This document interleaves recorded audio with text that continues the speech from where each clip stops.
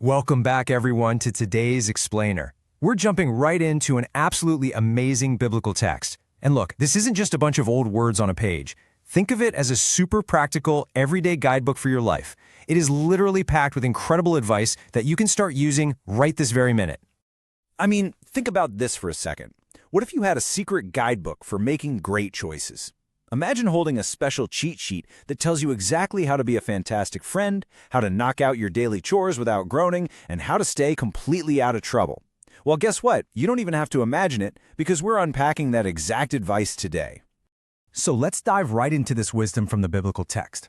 We're going to look at 30 amazing sayings of counsel and knowledge, and the coolest part is that they were written specifically to teach you today. Moving right along, let's talk about pure hearts and graceful words. We're going to see exactly how what's bubbling inside our hearts directly affects our friendships. Let's check out verse 11, because it is absolutely amazing. It says, "One who loves a pure heart and who speaks with grace will have the king for a friend." Just let that sink in for a second.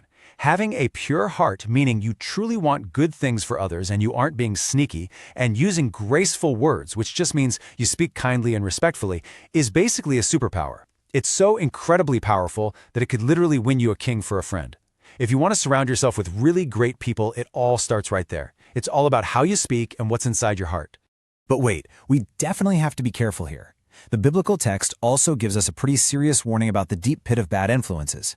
In verse 14, it mentions how the mouth of someone who is unfaithful acts like a deep pit, and a person who is under the Lord's wrath falls right into it. We really need to understand that bad advice and bad words can totally drag us down.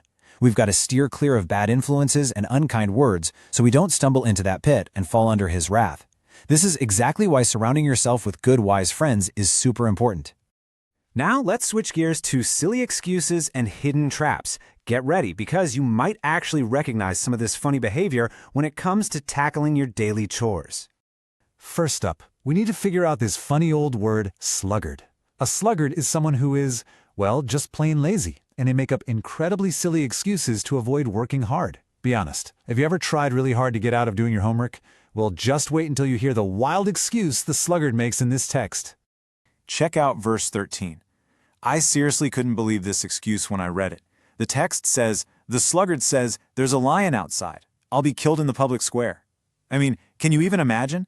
Sorry, Mom, I can't take the dog for a walk today. There's a literal lion roaming around the driveway. It is just an absolutely ridiculous, laugh-out-loud excuse. And honestly, this brilliantly shows how silly we can all be when we just really don't want to do our chores. We start making up these wild excuses to avoid hard work. It shows us exactly how foolish it is to invent imaginary lions just to get out of doing our math homework or cleaning up our rooms. It is way better and a whole lot wiser to just roll up your sleeves and get the job done. Okay, moving on to learning through good discipline. Let's look at how we can actually fix our mistakes and grow wiser. Let's explore what verse 15 tells us. We're introduced to this word, folly. Folly simply means foolishness or, making bad choices. The biblical text says that folly is naturally bound up in the heart of a child. Basically, that just means making silly or bad choices is something that naturally happens as you grow up. We all do it. But the text also tells us that the rod of good discipline will drive it far away. Listen, discipline, like when your parents, teachers, or coaches correct you, isn't meant to be mean. It actually drives away that foolishness and helps you grow up strong, smart, and safe. Now notice how clearly these choices and their outcomes are compared here. On one side, we see that having a pure heart and grace leads to fantastic outcomes, like having the king for a friend. But on the flip side, verse 16 warns us about some pretty terrible choices. It says that one who oppresses the poor to increase his wealth or gives gifts only to the rich will end up in poverty. Doing things just to get rich while being mean to those who have less, or, say, only being nice to the popular kids, leads to a really bad outcome. Treating everyone fairly, no matter who they are, is always the wise path. So what does this all mean? Let's bring everything together by looking at what it means to trust completely in Him. This really reveals the beautiful purpose behind all 30 of these sayings of counsel. In verses 17 and 18, we uncover 4 very specific, active steps we need to take. Number 1, pay attention. Number 2, turn your ear to the sayings of the wise. Number 3, apply your heart to what is taught. And number 4, keep them ready on your lips. Notice how active all of this is? He is asking us to eagerly listen, to truly love this wisdom with our whole hearts, and to be ready to speak it out loud. Keeping his wisdom close to us isn't automatic. It's a choice we have to make every single day. And why do we do all of this? Let's look closely at verse 19. It says all of this is taught so that your trust may be in the Lord. That's the whole goal right there. He wants to remind you directly that this teaching is specifically, as the text says, even for you, so that you can put your complete 100% trust in him. By learning to speak kindly, ditching those silly excuses, accepting good discipline, and treating everyone fairly, you are actually learning how to trust him completely.